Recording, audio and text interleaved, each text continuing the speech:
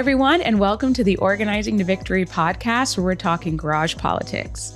Today, I have a special guest named Samuel Vilchez Santiago, who's running as a Democratic candidate for House District 43. He talks about his trajectory going into politics, as he just recently filed to run for the House District, and his background fleeing persecution in Venezuela, and how immigrants' rights has become the forefront of the new political atmosphere that we're in here in Florida.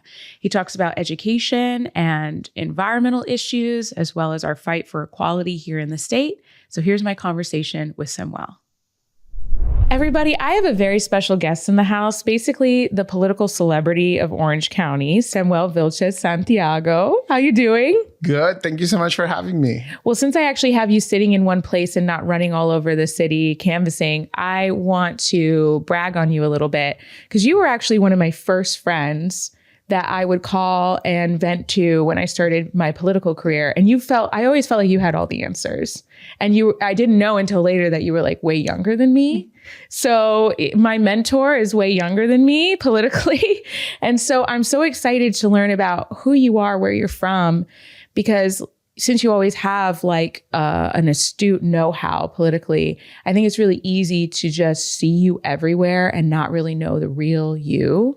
And so I'd love to learn a little bit about where you're from. Yeah, absolutely. So I've actually always have liked politics and have been engaged in political conversations because I actually grew up in Venezuela. Mm-hmm. And as a kid, for those of you who don't know, Venezuela was very polarized between the current regime and the opposition. Both of my parents were politically involved with the opposition. But we had family members who were supportive of the regime, right? At least all the way until like 2010 when things started to change. And so as a kid, I grew up seeing these conversations happen at the dinner table between my parents and other family members, friends. And often those conversations would get really heated. Mm-hmm. And so I basically grew up listening to all of that. And even as a kid, I would go to marches and I would go with my parents whenever they would protest and different things like that, whenever it was safe for me to do so. Eventually, their activism got them in trouble. And then we decided to come to the United States in 2010, applied for political asylum. It was approved within 3 months. Right now, that process for a lot of people, those of you who don't know, takes up to 12 years to just get a hearing. We were lucky enough that it was only 3 months. My parents were able to prove their asylum case and that there was fear of them going back. And it was approved really, really, really quickly. But yeah, growing up in Venezuela, politics was all around society. Mm-hmm. And these were constant conversations happening everywhere. I remember you told me once that the turnout rate was so high and the political discourse was not taboo. Like tabletop politics, whether you're in a cafe or wherever, it's very normalized and it's not so, there's arguments and it can get spicy, but it's not like people are scared because it's so polarized to talk to each other. People are scared because of the regime and the repression that happens from the regime. I wouldn't say they're scared of talking to other people unless those people are involved with the regime. But what's always been so interesting to me, and every time we go through an election here, I sit down and kind of like reflect on the fact that our turnout here in the United States is so low in comparison to other places. So obviously here we have, early voting. You can vote at any of the local libraries, local early voting sites 2 weeks before the election, right. 7 to 7, anytime you can go and vote. You have vote by mail, right? You can easily request a vote by mail ballot, vote from the comfort of your home. You can request it for yourself and your family. You can throw a voting party, get together, vote and send it in. And obviously you have election day where you have all these precincts that are open all the time. And obviously we have seen here, especially in Florida, how these voting rights have been attacked. And obviously they're trying to make it harder and harder for people to vote. But even then, in Venezuela, people only had, from 8 a.m. to 6 p.m. to vote. And they only had their voting site on election day where they could go and vote. And not everybody had a phone, not everybody had internet, but somehow, and this was obviously back in democratic times, you will get 70, 80% turnout every election. And again, it's so crazy to me that here where voting, I do think is a lot more accessible because you have a phone, you have access to information, you can go vote early. You're getting mailers like every day. Exactly. There, without all of that, people would just come out to vote. Somehow they knew exactly where they needed to go to vote. And even during, the repressive regime that we've seen over the last few decades, people still come out and vote, understanding that doing so in many ways is an act of protest. In the 2024 presidential election in Venezuela, even with the fact that 9 million Venezuelans have left, there was still 65% turnout. And that meant people had to stay in long lines without really knowing whether, the paramilitary groups were going to come and try to threaten them or anything. So it's always been interesting to me to see that dichotomy of even in a non-democratic space, environment, the eagerness to participate is still higher.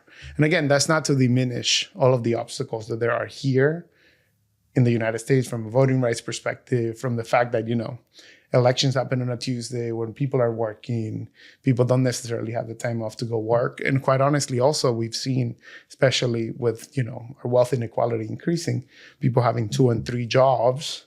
And obviously if you have 2 and 3 jobs, you're not going to have the time to actually think about what's happening in the world, what's happening politically. Yes, I know. But, so many people died for our rights to vote. I get so emotional. I vote the second that early voting starts. I make it a whole event. I cry every time I vote. It's such an honor because I know how hard it was, especially for women and women of color, to be able to have that right. And here I am, able to own my own home and drive my own car and have my own credit card and have my right to vote. I see it all as something that was earned through the work of my ancestors. But I have so many friends that are so disconnected. They don't even know. I had some folks in my circle say they don't even know who Marjorie Taylor Greene is. Right. How do you grow up and live, in this space? I don't know if it's because America has not had as many, at-home wars we've had domestic terrorism, we've had terrorist attacks, but it's not like, my husband is from Colombia. His family fled for political persecution. They had bombs going off and they were very politically active. And that's what got them to a place where they were no longer safe and had to leave. I think Americans, not everyone, but a lot of Americans take their democracy for granted. And in these last 10 years, as we saw the rise of Trumpism and Trump coming back to power, which after January 6th, I couldn't even fathom the idea that he was going to come back. People don't see necessarily democracy working for them. And what people miss, and I don't think they understand, and I think Democrats haven't done a good job at explaining this, is that we don't seek to protect democracy for the sake of the institution of democracy or for the sake of the institutions around democracy. The reason we fight to protect democracy is because democracy is the mechanism, the vehicle that allows your elected representatives to actually represent you instead of the special interests, instead of the corporate superpowers, instead of the billionaires. It is because of democracy that we have Social Security and Medicaid. It is because of democracy that we were, able to get the Civil Rights Act passed. It is because of democracy that that we have same-sex marriage. It is because of democracy that we can actually go and petition our government and participate in civil society. And that's it. Democracy is the vehicle through which we improve our quality of life. But that's not how many people see. Many people see us as Democrats defending a system that they don't necessarily believe works for them. And I think the Republicans have been very effective at making people feel that both sides are the same, right? Even though empirically what we see out there, that's not the case, right? Like, had we had President Kamala Harris elected right now, my friends who are currently quarantining at home because they're afraid that ICE is going to detain them and disappear them will not have to be doing that right now. Yeah, they would be able to go to work and get their kids from school and go to the grocery store without fear. Go to church without fear. And so we've had, and we've seen it, when Democrats are in power, the outcomes from a policy perspective are very different. The Biden administration almost got rid of child disnutrition and poverty altogether. But again, the Republicans have been effective at making people believe everyone's the same, everyone's corrupt. It's better not to get involved because they know that on their side, there's an active base that always goes out and vote, that always participates. And so for them, it's kind of like, let's get all these people, a lot of young people, a lot of people of color, a lot of minorities, let's get them to stay home. And in many ways, it's another form of voter suppression. Absolutely. Propaganda leads to voter suppression. So I want to know, so you get here in 2010, you immediately start excelling in school. I mean, tell us a little bit about your journey and where your path was at that time. So I get here and I was a teenager and I was really afraid. I didn't really know what to expect. So I remember I went to school the first day in 8th grade. I went to what used to be Stonewall Jackson Middle School, but then we changed the name to Roberto Clemente years later. I was honored to participate in that fight. And I show up and of course, you know, back in Venezuela, I had my class was like 25 people. And it was an all-boys Catholic school. We went to school. It was like, I went there from 7th grade all the way until I came here. And you basically knew everyone in your class. You knew all your professors. You knew all your teachers. You knew everyone in the other classes because you had gone to school with them for years. I show up here. I'm at the gym. And then I get this schedule. I'm like, where do I even go? And I'm feeling so overwhelmed because there's like 500 people around me. I don't know any of them. I didn't know any English. So I'm like, who do I even speak to? How do I know somebody speaks my language? So I actually cried at the gym. I was like, I went to a corner, I was crying. I was like, I'm so overwhelmed. And eventually a teacher found me and then they kind of helped me go to my different courses. And funny enough, I was not put in ESOL.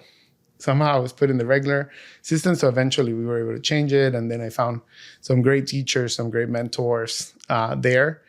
But quite honestly, the thing that motivated me to excel academically and focus on my academics was the fact that my parents were working so hard. My dad had a small business back in Venezuela. He came here and his first job for like the first year was cleaning cars at the airport. My mom, who was a dentist in Venezuela, she had a dentistry clinic back there. She came here and she worked at a McDonald's for 4 years. And I could see how hard they were working and the sacrifices they were making.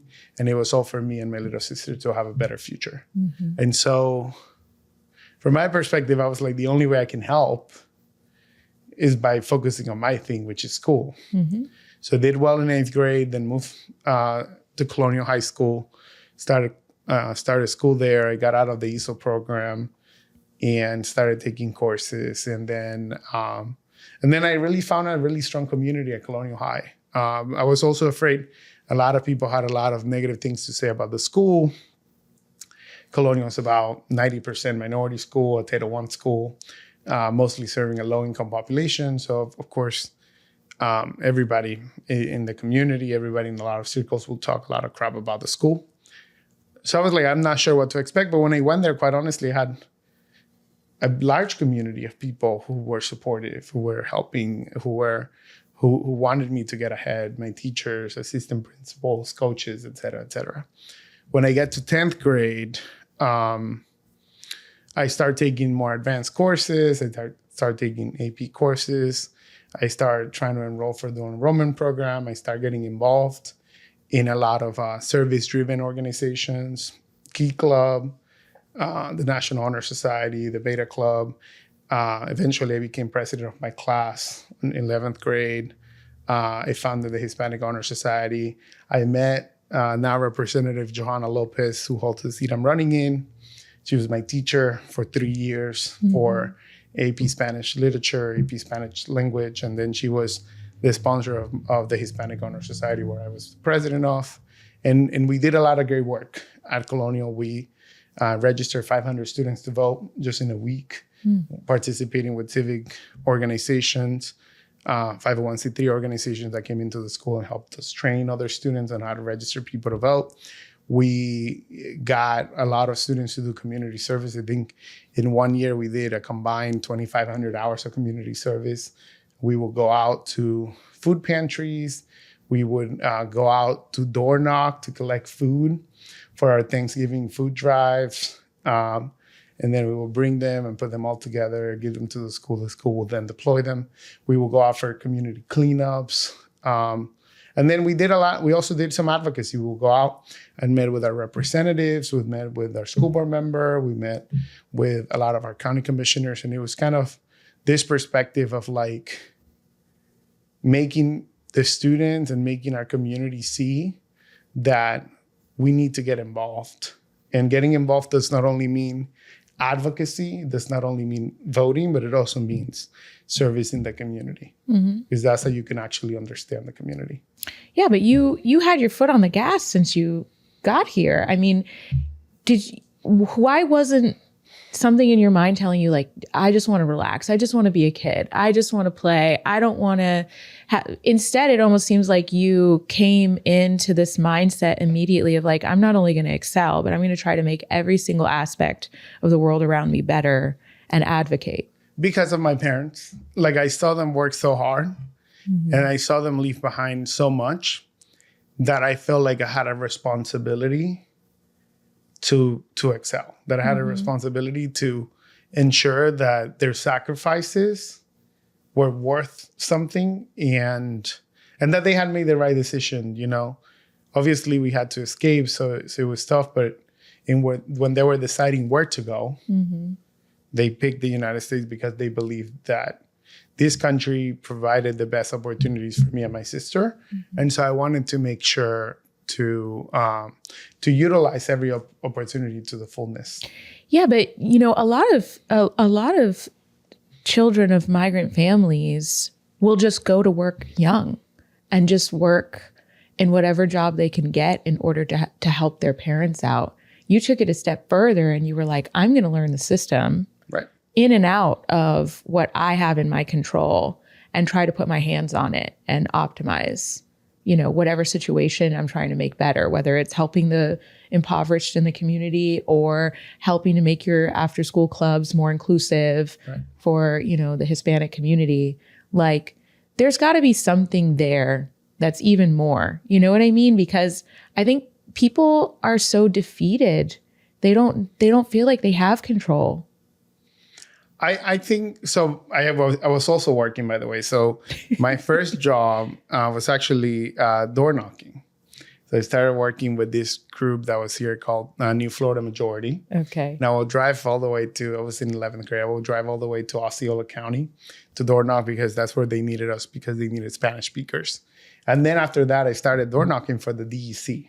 You've been building your resume since you were 12 years old. I was like, I need a job. And this is actually something I like to do, because I had volunteered for the Obama campaign in 2012. I was like, this is great. I get to do something I like to do. And then I get to actually work. And then I even worked at a Panera my senior year until eventually I left to college. But honestly, I think there's always this way of thinking or train of thought in my head, which is like, again, I saw back in Venezuela, I saw so many people put their life at risk for their fight for something bigger than themselves. And that was democracy. That was a better quality of life for people. That was, you know, shrinking the wealth inequality. And to me, all of those people, including some of the people I used to go to school with back there, are a constant reminder that our lives can only be better collectively if we have skin in the game. Mm-hmm. If we actually get out there and we talk to people and we actually are participants of society. And to me, it was always like, well, and in many ways, I'm privileged to be able to go and do this work without fear of retaliation. Mind you, this was like 12 years ago. I think now things have shifted, and you're still running into the fire. The work is different, and there is fear of retaliation now. I mean, like I've received, threat letters to my house for a lot of the work that we do. But there's this constant reminder of, I don't want my home now, which is my second home now, to turn into the same thing I saw my original country, Venezuela, turn into. And so anything I can do to make sure that we're pushing back, you can count on me. Well, you start knocking on doors with the Dems. You go and have this incredible, college career. Maybe talk a little bit about graduating. And I graduated as valedictorian at Colonial High. And I got a full ride scholarship to Princeton University. And I couldn't believe how I got it in. The acceptance rate was so low.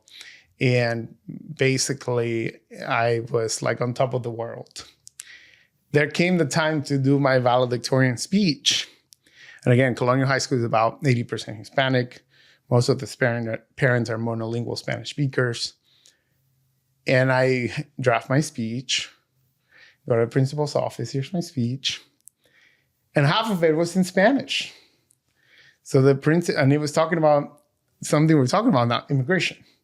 It was talking about needing to have compassion for those who have come here as immigrants, because this is a nation of immigrants.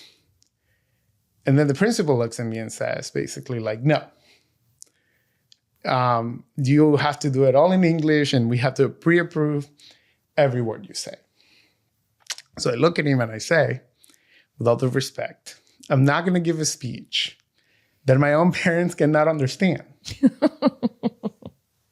So let's figure out what we're going to do, because that's just not going to be, that I refuse to give such a speech. And I was also like, and I'm sure that most of the parents in this school are on the same boat, right? They're not going to understand the speech. And obviously we give speeches based on the audience we're talking to.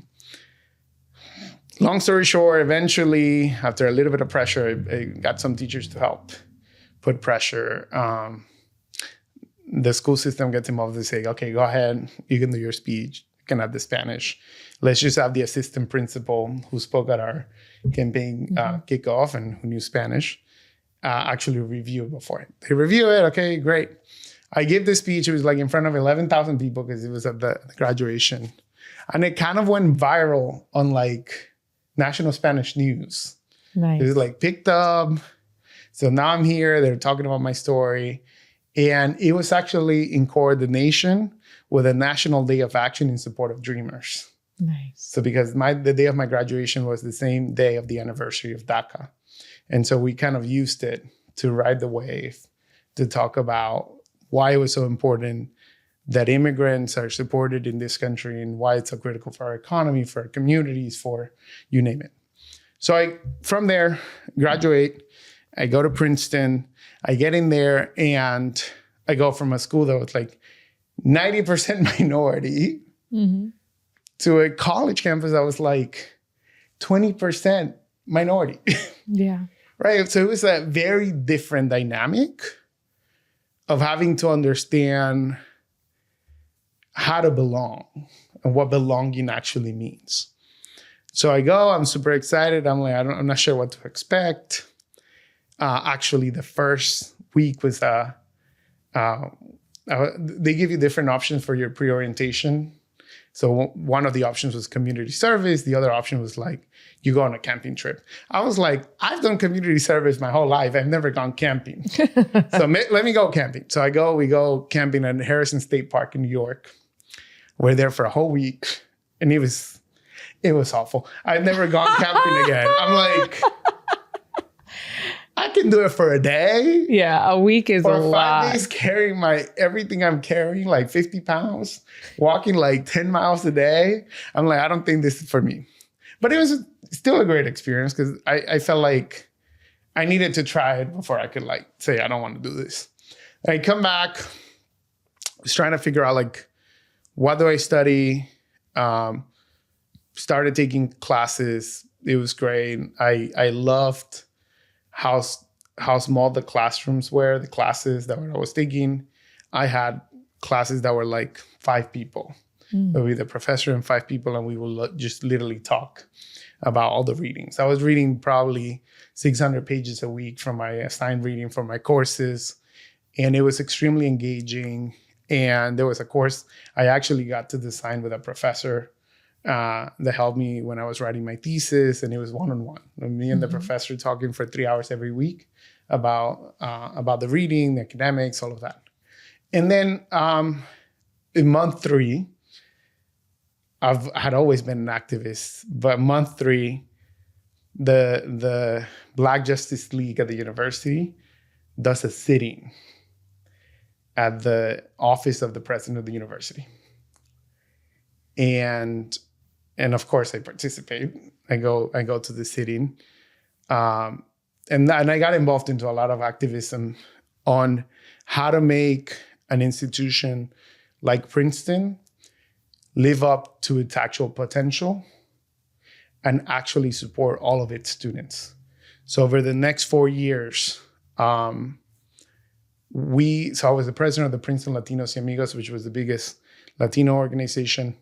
We worked really closely with the Black Student Union, the Black Justice League, and then with the Asian American Student Association. And over the next 4 years after that sitting, which by the way, a lot of the people who were sitting in got bomb threats from other students who were against the sitting. And that's how heightened the environment was. We designed a whole plan on how we were going to change the institution. And I spent literally those 4 years working to do that, still excelling academically, but working really to do that. And we did in many ways. So, and it was everything from like making sure the university spend money on, portraits that reflected the diversity of its alumni group, the student body, changing the names of buildings so that it reflected where we wanted to go, not where we were. Investing in actually building an African American Studies department, which Princeton University, a leading institution, did not have. Actually investing in creating a certificate program on Latino studies and Asian American studies. And we were able to get it. We fought to get basically 2 courses added to the curriculum so that every student has to learn about living in a diverse world and what it actually means to participate in a diverse society. We got all of that for those 4 years. So that took up a lot of the time. At the same time, we're doing a lot of service. I was involved with the Princeton Dream Team. Back then, it was the first Trump administration. We got the university to go to court against the administration because they wanted to get rid of DACA. And the case went all the way to the Supreme Court, and we actually won. And that's the reason DACA was still standing for so long. I interned for the Hillary Clinton campaign in 2016. I would literally take a train 3 times a week to go from Princeton, New Jersey to Brooklyn, New York, so I could intern in that historic campaign. That was basically the 3 months before the election. I did an internship in Congress for now Governor Jared Polis, who was a member of Congress back then. And then I managed Representative Lopez's campaign for the Orange County School Board, all remote. We led a fully student-led campaign, knocked on 35,000 doors, and got the first Latina elected to the Orange County School Board ever. So I was busy those 4 years. as you could tell. And I still graduated with honors. That's incredible. What a story. I was on the edge of my seat because I'm thinking like to myself, like, did you ever get to go to like a kegger or? Oh, of course. But we don't get to talk about those stories. That might be for a different podcast. Well, I bring it up because a lot of students, especially UCF students, you know, they text me when they watch an episode and they're like, oh, wow, this is so engaging. And I just want to make sure the whole reason why I started this is like, I hear stories like that. I hear Rep. Escamani, I hear Carlos Guillermo Smith. And I'm just like, man, will I ever be like that? Because I also like to go out and, you know, have time with my friends. You can be a human being and get all of these things done and be able to still progress in your career and be able to still take time to have fun and be a person. Absolutely. I also like to go out. So I did a lot of that during college. And also like what people don't realize often, and especially my friends who are not in politics, they're like, oh my God, you're always doing all these politics stuff. Well, it's also community building. Yeah. Right? Like, yeah, we're out doing politics and probably after the canvas, we go and have lunch. Mm-hmm. And those are the same people, you know, that have probably seen you at your lowest because campaigns are very tough.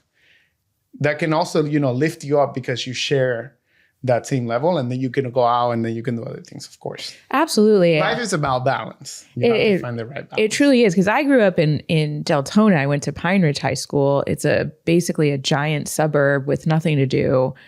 No political engagement, actually lots of high teen pregnancies, lots of gang violence, not really a ton of really fulfilling after school programs at the time.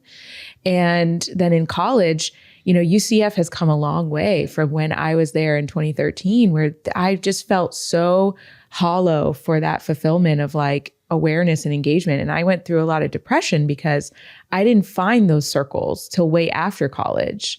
And I think like it is a little bit of a self-fulfilling because you're building family, you're building character, you're building awareness, you're helping to build your portfolio, but then you find the people that are like your ride or dies in life in that journey as well.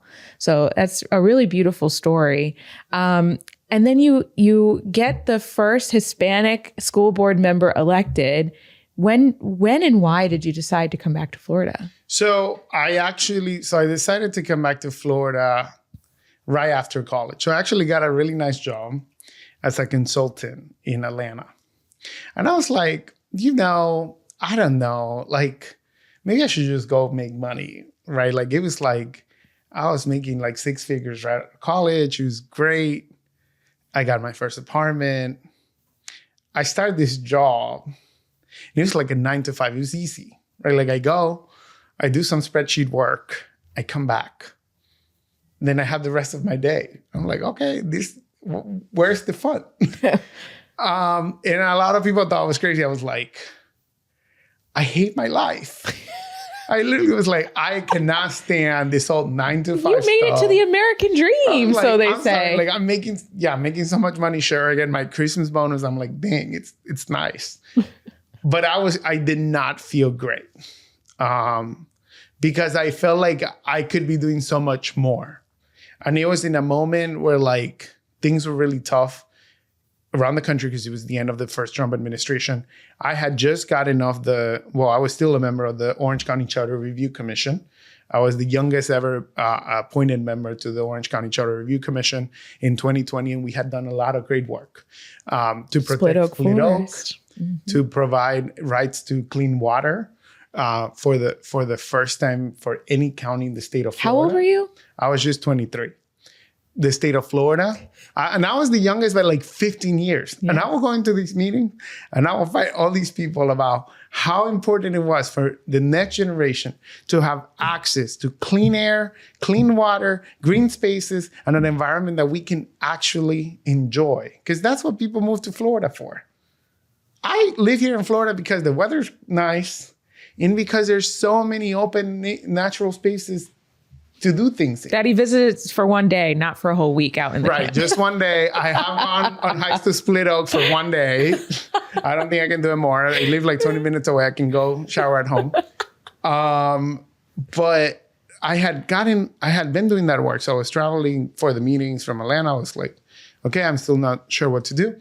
And then 3 months in, I'm like, I can't do this anymore. So I start applying to work, jobs. Anywhere and everywhere that is political, that's Florida, start applying to jobs. Like a month later, I get a job offer from All Voting is Local. All Voting is Local does a lot of, they do a lot of voting rights work. So we work with different supervisor of elections to actually make sure that people have access to the ballot, whether that's early voting, vote by mail, you name it. And that was a $70,000 pay cut. Yeah. And I was like, let's do it. I come back, I move back to my parents, and then the pandemic happened right after that. And that work became so critical because we had a really critical election in the middle of the summer of justice in 2020, when we were going out protesting against racial inequality in this country, against police brutality in this country. And at the same time, we were doing all this work to build coalitions across the state that could work with the 67 supervisor of elections across Florida to make sure that people's access to the ballot box in that critical moment with the pandemic going on was actually protected. And so it was great work. And I really enjoyed doing that, especially that year. I also got to lead their language access campaign. So we created a coalition with Hispanic organizations and also Haitian Creole serving organizations to come together to make sure that as we were providing rights to people and access to the ballot box, that also included language minorities, which, by the way, is protected in the federal legislation, state legislation, but we needed to make sure that it was actually happening at the local level. And I became a spokesperson for the organization and the coalition. So I was doing interviews all over the state, teaching people how to participate in the election. In that election, we had record turnout. And I think a lot of what we did there allows our elections to still be free, access to vote by mail to be protected, even if it's limited in comparison to what it was in 2020. Did you have something in your mind that was like, if I'm going to do political work, I'm going to Florida specifically? Because you could have gone to Massachusetts or New York. Well, Florida's home, right? So like, I always frame it in this way, which is, I want my friends and family and my loved ones to have a great life, to enjoy life, to have a great quality of life. And to me, it was hard to think about doing activism and do this political work in a community where I didn't feel connected. Yeah. And I felt connected to this community. And I also felt that all of the progress we can make here is in many ways an act of service and an act of love for those who are close to me. But we had so far to go. I mean, we've made progress, but you didn't have a guarantee that you were going to be able to build power. Well, you never have a guarantee. There's no such thing as a guarantee in politics, right? Politics doesn't concede. Power doesn't concede. The people in power will always like to stay in power. That's how it works. That is you have to take behavior. It from them. And so unless, you're willing to start somewhere and actually start building, then things are never going to change. And at every point in America, throughout American history, where we have accomplished great things is because regular people stand up and say, maybe I'm not going to get, my Starbucks coffee this morning because the workers are picketing, and I'm not going to cross that picket line. Or maybe, I have 2 hours free this weekend. I'm going to go to a protest, or I'm going to go canvass. Or maybe, I'm going to call all my 10 friends to see if they know what's going on and if they know who they're going to vote for. Without that happening, we will never progress as a country. And especially the United States, where obviously we have a very complicated history with racism primarily. There's been too many people who have put their lives at risk in order for us to be able to do the work that we do every day. Mm-hmm. And the only way we honor those people and we honor their sacrifices is by continuing to perfect this country. And the way we do that is by doing the work. Absolutely. And so you come back, you're here in Florida, you're getting appointed to charter review commissions at 23 years old, extremely impressive. And then you're like, well, I'm just going to go ahead and lead the OC Dems, which at that time, I don't think had the amount of structure and, foundation. Well, so a lot happened in between. I got a new job. I actually got a Fulbright scholarship to Oxford. When they came back, got my degree. And then at that point, my friend Maxwell Frost, who I had known since high school, was running for Congress. And I was like, well, we need to help Maxwell win. So I came back and then we're canvassing as much as possible. I was canvassing, I think, 3-4 times a week. And then he wins. You're like, oh, and that was a huge moment because I was like, of course I was canvassing, I was hearing what people were saying, but it didn't click until it happened. Yeah. That, wow, like this is actually possible to make change. How old was he? Mind you, he was 25.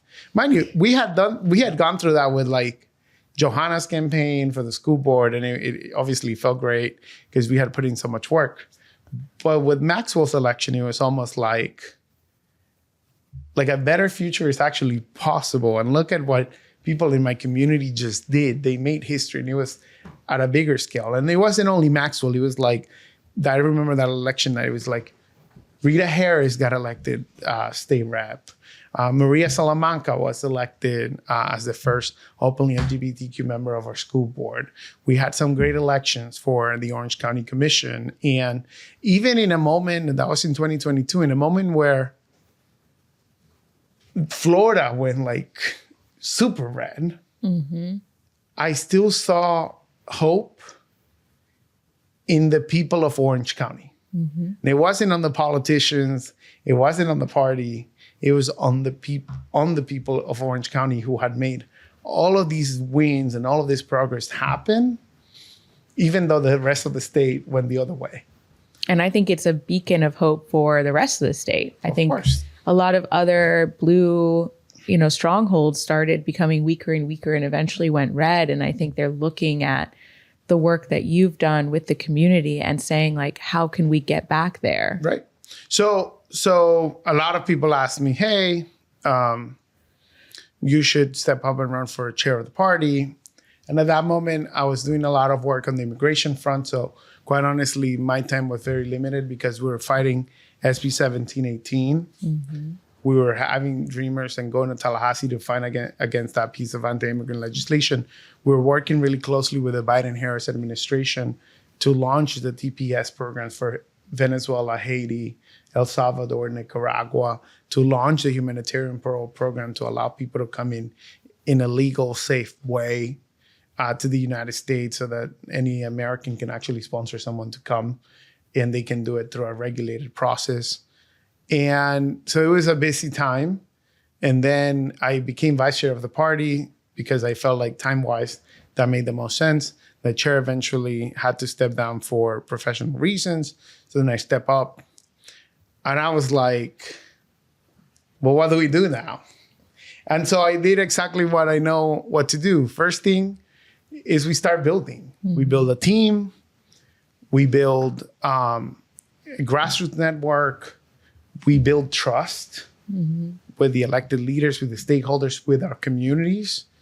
And we start fundraising. And so that's what we started doing. And you could start seeing the change. Things started to shift.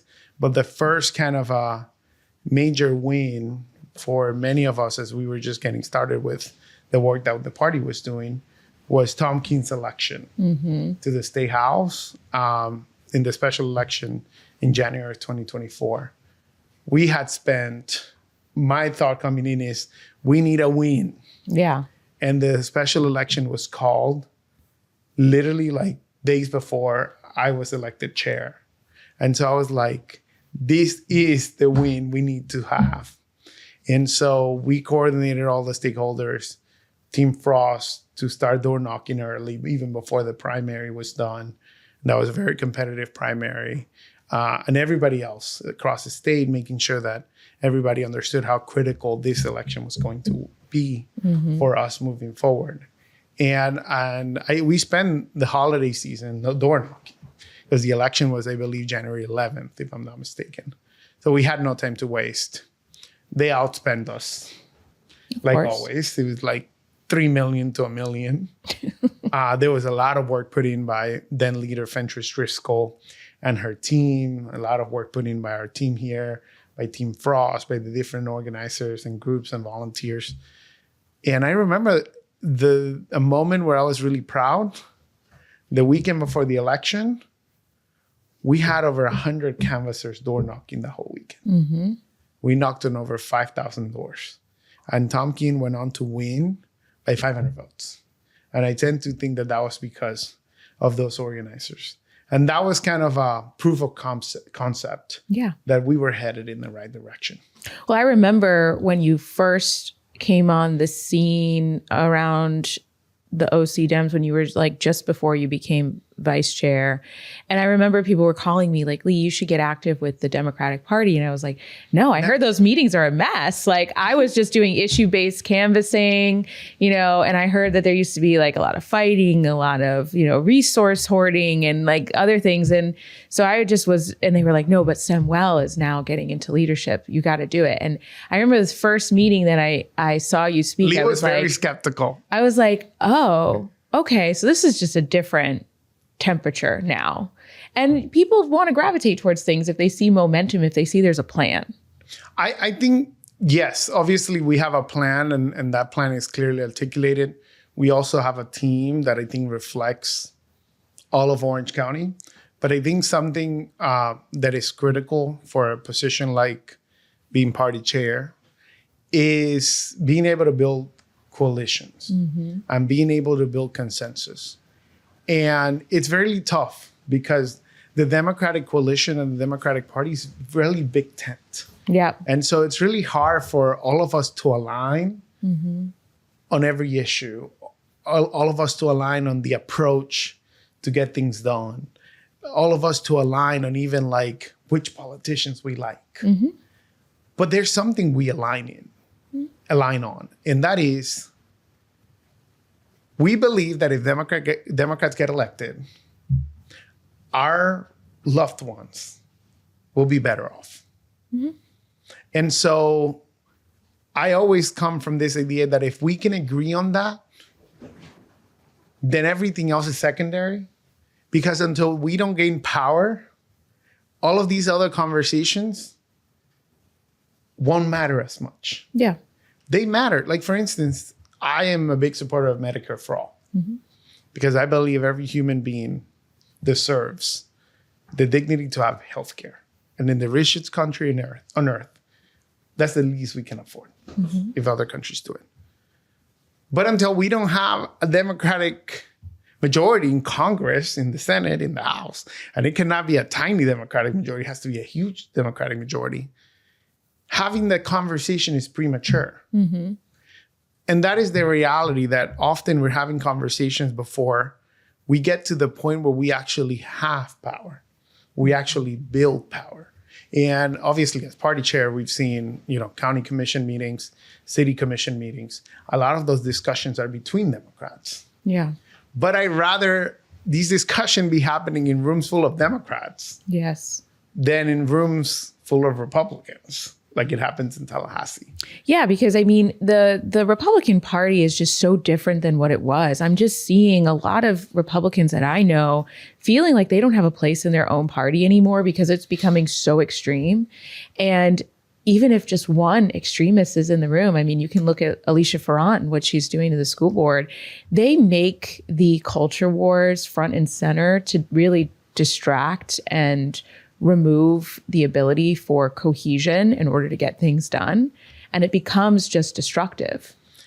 Yeah, and it creates a permission structure for other people to come and have the same views. Yeah. Right? Like, before Alicia Ferran was on the school board, you didn't see many people come out to say awful things out loud on the microphone during public comment.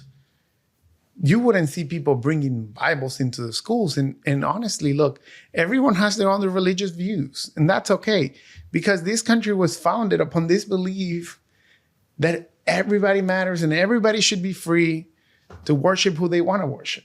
But that doesn't mean you impose your views on everyone else. And having Alicia Ferran, to your point, like, has shifted the conversation completely.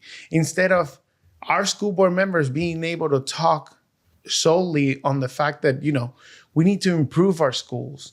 We need to improve the quality of education we provide. We need to improve, you know, teacher pay. They're now having to spend their time talking about all the books that Alicia Ferran and her movement want to ban. Yep. And imagine how destructive that is to the rest of the board and what they actually ran to be elected on and, you know, and want to accomplish in office. So your bestie / second mom / first, you know, campaign of success, now Representative Johanna Lopez, decides to, you know, run for the Florida House, does incredible things in the Florida House, toes the line against the craziness up there. And now what's going on with some of your political trajectory now? Yeah, so Representative Lopez, when we expanded county commissions from 6 to 8 and the redistricting process began, she started to look at potentially running for the county commission. And for her, obviously, it was very critical to have someone in this seat that she currently holds that can continue her legacy of representing our community with grit, passion, but also with effectiveness, being able to get results. And so she's been on my case she had been on my case since the middle of last year about me needing to run for this seat. And the fact that we can campaign together and continue to build power, especially in East Orlando, where I grew up, where I live. And honestly, for me, it wasn't really a done deal, because I was like, we have built so much with the Orange County Democrats. I have to make sure that lands well before I do whatever I'm going to do next. And so for those 6 months, we started working with our executive director, trying to figure out like what that would look like. And it wasn't until like October, late October, where we finally figured out a plan that made sense with our leadership structure, that made sense for our external work, that made sense for our stakeholders, our donors, our elected officials, you name it. And that plan was for me to take a leave, be able to run for this seat, and then elect a new interim chair who we all support, and that's Jared Cornell, who had done tremendous work as the membership chair, right? And so that felt like a clean transition, and one that I, as we have seen, people have actually been really supportive of. And here you are again, running up there to take a $37,000 job. It's like, you know. $27,000. Oh, my God. Well, I feel like you're running into the fire again, where things have never been this bad. I mean, I have former Republican legislators that are telling me that they can't stand to go up there because there is no negotiation. There is no wiggle room. There is no dialogue. It's almost like the special interests are just handing the bill language and saying, this is what I want you to file. And that's just what they're sending to drafting. When I was in these conversations with Rep. Lopez, with Johanna, I came to this reflection. And that was basically, if I am not willing to run to go to Tallahassee and put myself in the middle of the fire, then I probably have to move. Because in the current state of Florida, this is not a place where I see me building a family. Right. Because I'm really terrified, you know, of what could happen in the next few years. We have seen the state ban books, the state deputize all of the police officers across the state into federal enforcement officials, especially when it comes to immigration. We have seen this state discriminate against the LGBTQ community, especially the transgender community. We have seen this state fail to expand Medicaid, fail to invest in public transit, fail to protect its environment. And you can go down the line. They have clearly put in Tallahassee over the last few years partisan politics and corporate interests above the needs of the people. Mm-hmm. And so the reason I decided to run for the Florida House is because I believe I can bring my own lived experiences and my political experience, my professional experience, but also the voices of people in my community, people who are hardworking people who get up every day, they go to work, and who just want to retire in peace and live a good life, to Tallahassee and be able to serve as a vehicle through which our community, and especially in this district where a lot of people have been historically overlooked, actually continue to have a voice that represents them, that represents a vision for this state that includes everyone. Mm-hmm. And that improves the people's quality of life by lowering costs, by investing in the things that matter: healthcare, housing, education, you name it.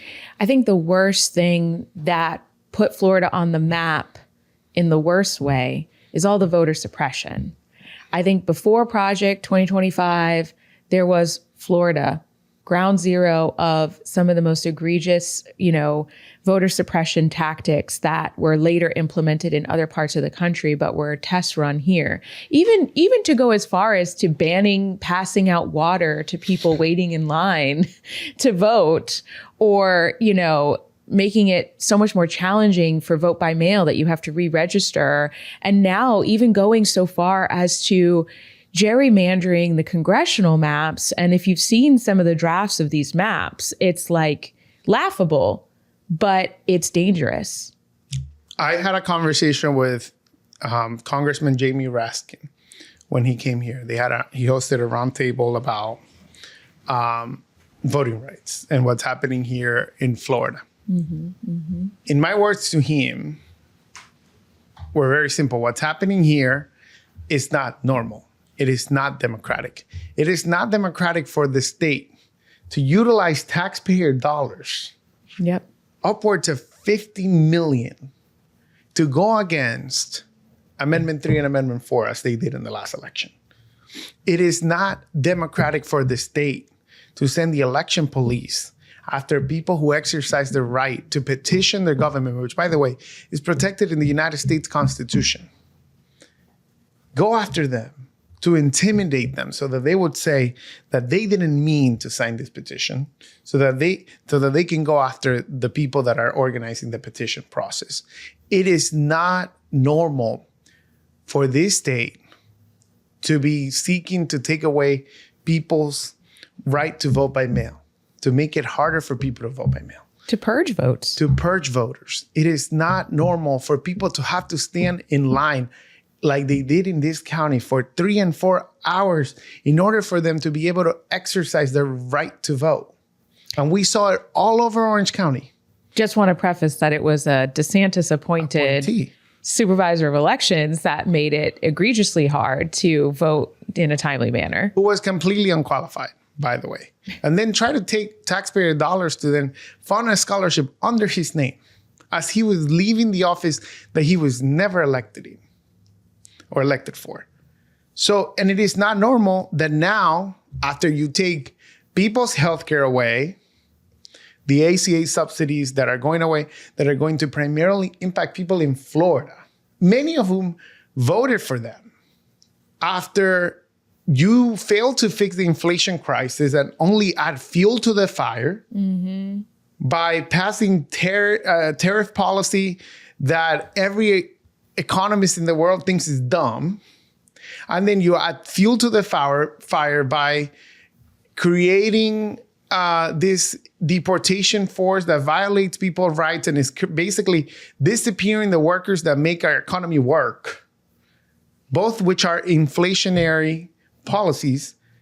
Now, because you realize you failed to actually deliver on the promises you have made to lower the cost. This is what a lot of people heard. Now everything is more expensive.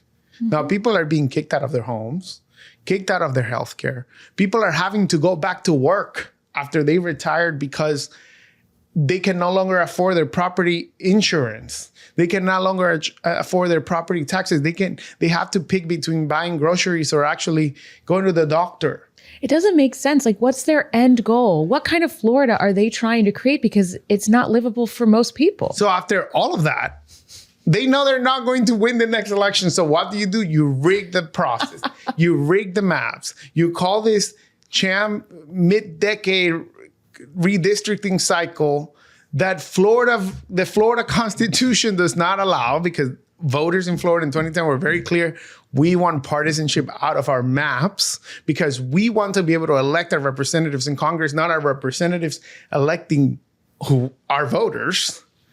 Then you do that because you know that's the only way you can actually stay in power. And that's why I said at the beginning, like, power does not concede. And now we're seeing how Florida Republicans, after a 30-year one-party rule in this state, where things are so bad that they know that in a free and fair environment, a lot of them are likely to lose. Yep. And so that's what they're trying to do now.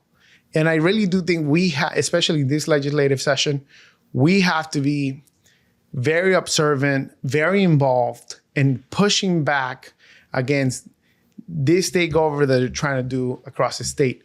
The state of the Florida Democratic coalition is not the strongest. We know that. We've been losing elections statewide for a while. We have a 1.4 million voter registration gap. There were still 4 million Floridians who voted for Kamala Harris. It's not zero. Yeah. There's still a lot of us here, and our community deserve to have representation. And so how are you going to say that a state that went for Trump by about 12 points now will have a congressional delegation that's 25-3? Mm-hmm. And for you all out there that, you might be more Republican, might even like Trump, this should also scare the heck out of you. Why? Because it means that even if a congressman or a congressperson does something you don't like, your ability to vote them out is very low because they have picked districts that are safe for them. Yep. And that is exactly how we get into these cycles where the only folks that have power are the special interests because they have money, and there's two things politicians care about: money and votes. And money usually because it leads to votes. Well, now they don't have to worry about the votes part because they're going to gerrymander the whole state. So now they just have to care about the money parts to go to the special interest. And before anybody says, okay, but California did it. Well, yeah, California did it in response to Texas. What are Democrats supposed to do? Sit there and watch how our democracy is just crumbling and not do anything? And by the way, yeah, California did it. And voters went to vote on it. And it got 65% of the vote from voters that said, yes, if Texas is going to gerrymander, so are we. Yep. To protect balance. Every Democrat voted against gerrymandering. 0 Republicans voted against gerrymandering. And the only way we solve this crisis is that we pass a national anti-gerrymandering law so that we can all agree that there has to be independent redistricting commissions all across the country that does the work of creating the maps, and you put the politicians out of it. Absolutely. Absolutely. So, I mean, you are running now for House District 43. Yes. What are your top issues that you're running for? Yes. So 3 very critical issues. The first one, obviously, affordability. House District 43 is a working class district where a lot of people work 2 and 3 jobs. And when we go out and talk to people, the number one thing they want is lower costs. How do we do that? There's a few ideas that I think we need to be exploring. The first one, obviously, and I've been a long proponent of this, expanding Medicaid to actually incorporate or include the 1,000 1 million Floridians who could actually qualify for Medicaid if it is expanded, which, by the way, the federal government pays up to 90% of the program. We will basically have to put $1 for every 10. That's one. Two, we definitely have to deal with our property insurance crisis. And we have to make the housing more affordable for our seniors. Something that I am interested in kind of seeing how it progresses is, can we extend or expand the exemption, the tax exemption for seniors for their homes? Right now, the exemption is, I think, the first $100,000. Could we potentially lower that to be able to, lower the cost for seniors in terms of housing?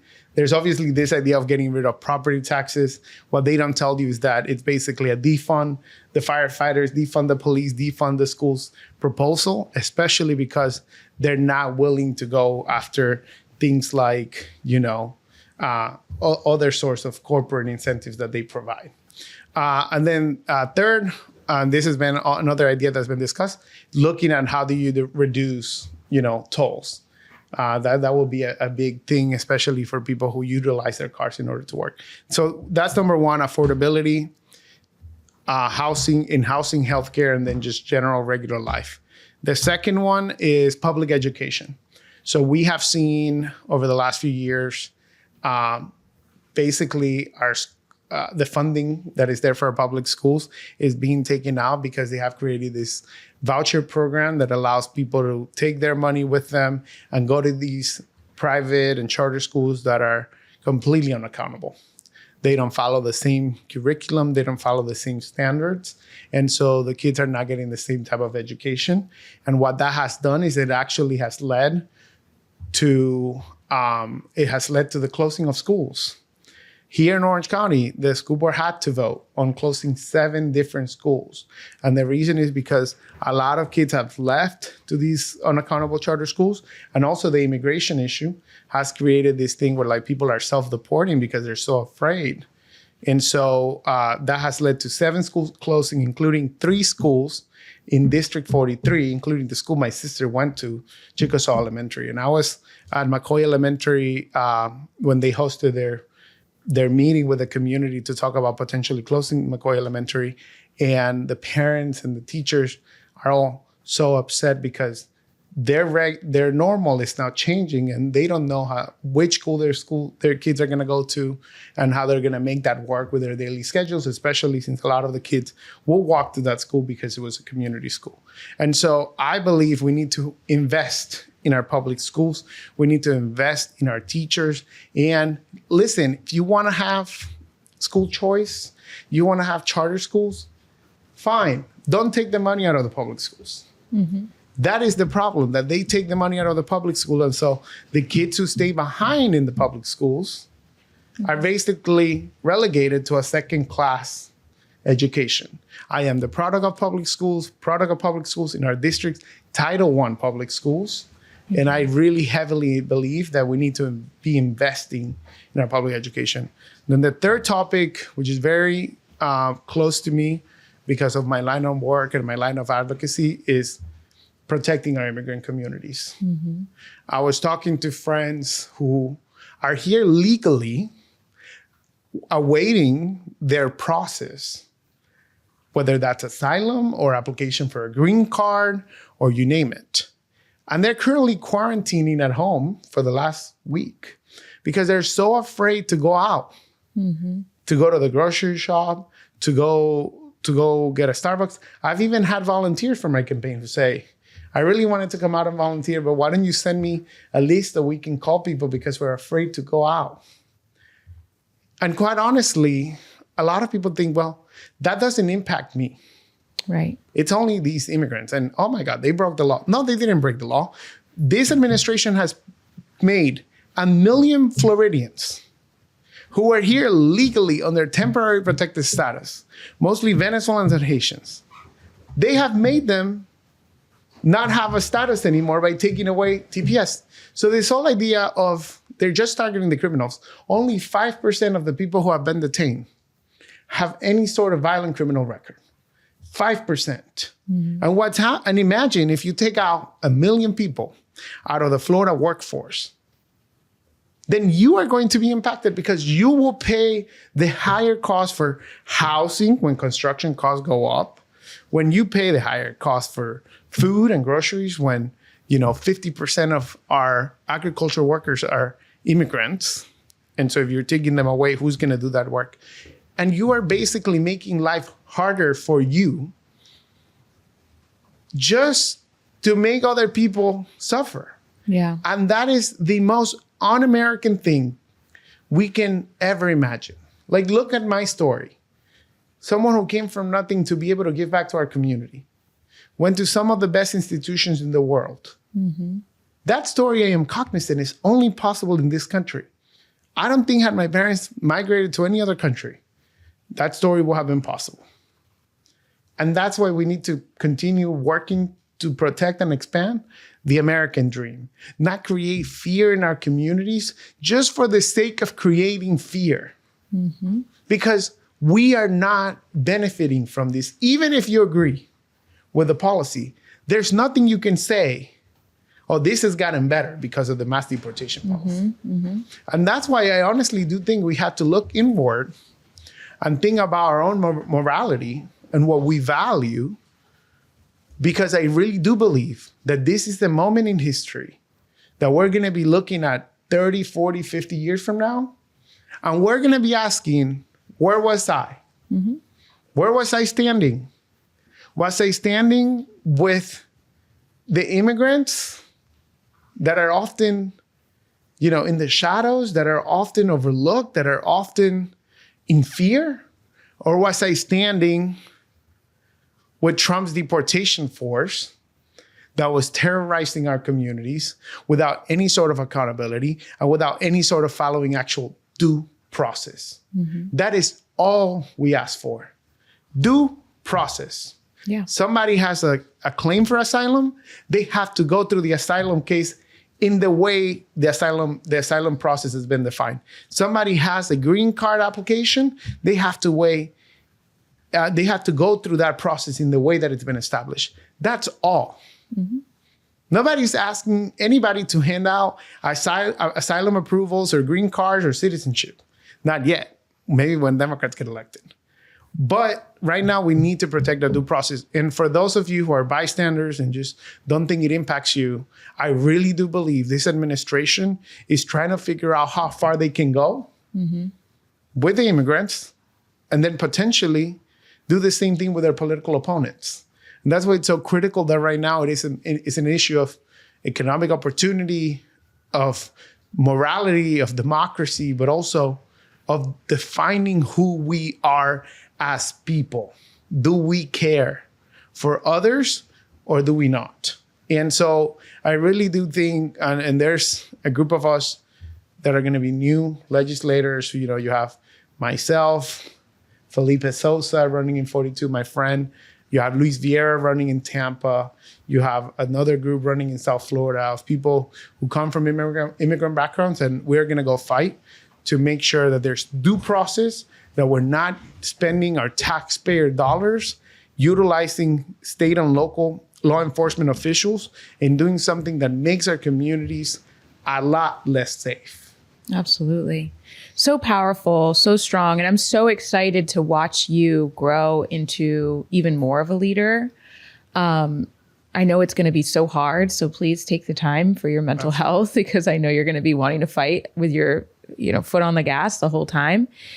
What do you do to replenish, yourself spiritually? Like, if you're doing all this work all the time, go, how do you fill your cup? I love traveling, and I'm already planning my next travel after the elections. We'll see where it is. I've probably been to over 20 countries, and I really love traveling because it's a great way to connect with, someone else's culture and learn more about the world in general. I also travel in the United States. I think I've been to 30 states. One of my life goals to get to all 50. Really looking forward to going to Oregon and Washington State. I haven't been. And so really looking forward to that. And then the other thing, which a lot of people don't know about me, is I'm a big soccer fan. I am a big FC Barcelona fan. I watch pretty much every game. I've traveled to Barcelona just to see Barcelona play. often, Barcelona almost always wins. This is a happy moment. But often it creates stress. So I try to stay away from the games that might be a little tough. Or at the very least, not watching the highlights afterwards. And then I'm excited for the World Cup. Although I'm very concerned about the pricing and how difficult it is to actually get tickets for the World Cup here. Yeah. I've been looking at it for the last 3 months, and I'm like, basically had to sell a kidney in order to afford maybe going to some of these games. Just sell your car. Which is crazy. No thanks. I needed to campaign. You needed to drive to Tallahassee for 4 hours every week. Well, I'm so excited to watch you flourish. I have 2 asks of you as we're closing out. Is number 1, please tell everybody how they can support you. Yes. So you can support us by doing a few things. The first one is spreading the word. So you can go to samuelforflorida.com to find out more information about myself. We have a fully bilingual website, be able to share it out to people. Number 2, we are still in the process of collecting petitions. We need about 1,000 of those. So if you know anybody in District 43, and District 43 covers Rio Pinar, Azalea Park, South Goldenrod, Chickasaw, Vista Lakes, parts of Union Park. So if you know anybody in those areas, definitely let us know so that we can go and collect their petition. Obviously, this is a grassroots movement, and we've had hundreds of people already donate to our campaign. But if you can do $5, $10, $20 donation, that will always be appreciated. And always, the sweat equity is really, really critical. So we're going to be door knocking almost every day to get out the vote, to make sure that people understand what's at stake in this election. And when we're doing it, we're partnering with other candidates. So you're never going to be doing it only for me. We're also working with our candidates for the school board, our candidates for the county commission, our candidates for Congress. Who knows what those congressional lights are going to look like. And yeah, get involved, samuelforflorida.com. We need all the help we can get. And my last ask of you is, I want you to pretend that little Samuel is watching, just moved here, because there's so many people that are probably going to watch this that are maybe sheltering at home, scared. What would your message be? My message is find your community. Find your community, because being rooted in community is what gives us the superpower to keep going even when things get tough. Mm-hmm. And so find your community so that we can keep going. Beautiful. Thank you so much for being here. I'm so excited. Thank you so much, Lee. And, I don't think you're just going to stop. I think when you're governor one day, we'll have to have you back on. We got to get elected to the state house first. Thank you. Thanks for watching. Everybody. Thank you so much for watching. If you like what you heard today, please comment, subscribe, and share. And visit organizingtovictory.com so that you can learn more about all the ways that we're going to be organizing this year. It is the most important election year of our lives. I know you hear that all the time, but we here at Organizing to Victory hope to not just talk about the issues, but to organize around the issues. So please share, subscribe, and follow us. And we'll see you on the next one. Thank you.